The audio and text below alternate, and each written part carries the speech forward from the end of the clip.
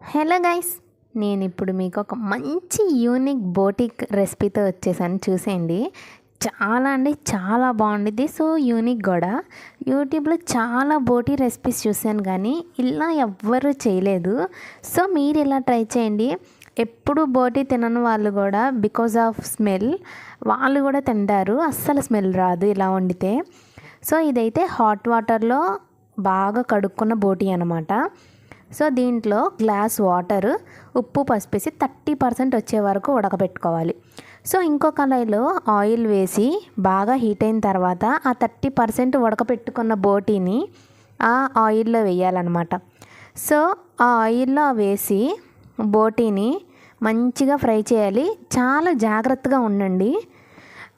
ఎలా అంటే అవి మూత పెట్టకపోతే ఆ ముక్కలు ఏ దేశంలో ఉంటాయో కూడా తెలియదు, ఆ రేంజ్లో పేలుతాయి అన్నమాట. సో మీరు కూడా సేఫ్గా ఉండండి. ఎప్పుడు మీరు దాన్ని కలపాలనుకున్నా సరే చిన్న లోలో పెట్టుకొనే కలపండి.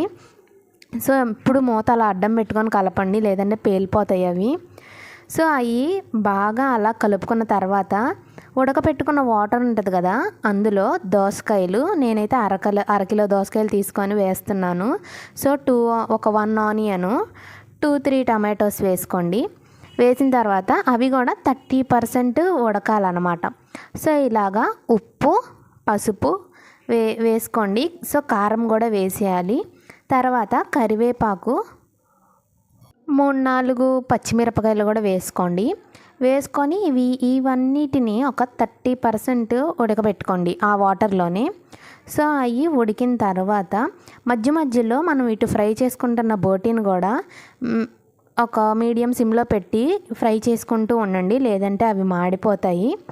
సో అలాగా అయిన తర్వాత ఎప్పుడైతే ఇవి 30% అవుతాయి అని తెలిసిందో స్టవ్ ఆఫ్ చేసేసుకోండి. కావాలంటే అడ్జస్ట్మెంట్కి కొంచెం వాటర్ కూడా పోసుకోండి, అంటే బోటీ వాటర్ ఎక్కువ రాకపోతే.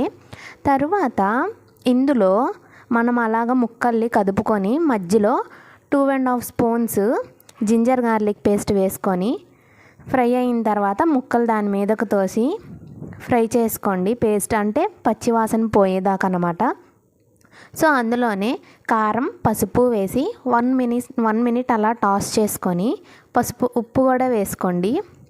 అలా ఉప్పు వేసుకున్న తర్వాత మంచిగా కలుపుకొని ఎప్పుడైతే అవి అలా ఫ్రై అవుతాయో ఈ ఉడకపెట్టుకున్న ముక్కలు ఉంటాయి కదా, 30% ఉడికిపోతాయి కదా, ఆ ముక్కలు అనేవి అందులో పోసేసుకోండి.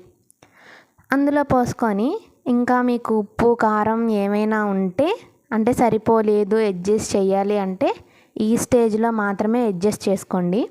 అడ్జస్ట్ చేసుకొని కొంచెం వాటర్ కావాలంటే వాటర్ పోసుకోండి. వాటర్ పోసుకొని మూత పెట్టేసి బాగా దగ్గరగా మగ్గేదాకా ఉంచండి. సో లిడ్ క్లోజ్ చేసే పెట్టాలన్నమాట. అలా క్లోజ్ చేసిన తర్వాత ఎప్పుడైతే కూర ఉడికిపోయింది, బాగా దగ్గర పడింది అని తెలుస్తుంది కదా మనకి, అలా తెలిసిన టైంలో గరం మసాలాను, ఒక గుప్పెడు కొత్తిమీర కట్ చేసుకొని ఒక 2 మినిట్స్ ఉంచితే యమ్మీ బోటీ కర్రీ రెడీ. మీరు అస్సలు ఈ రెసిపీని